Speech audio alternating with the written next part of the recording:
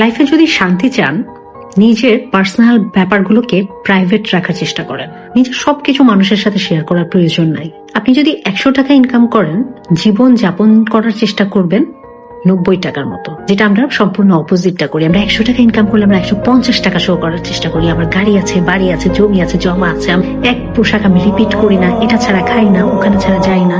এতে কি হয়? সোশ্যাল ভ্যালিডেশন, মানুষের কাছে স্ট্যাটাসটা একটু হাই করার জন্য এগুলো করে ভীষণ বোকারা। নিজের পার্সোনাল লাইফ যত প্রাইভেট রাখতে পারবেন, যত লো কি রাখতে পারবেন, আপনার যা আছে তার থেকে যত কম শো অফ করতে পারবেন, দেখবেন লাইফে শান্তি বজায় থাকবে।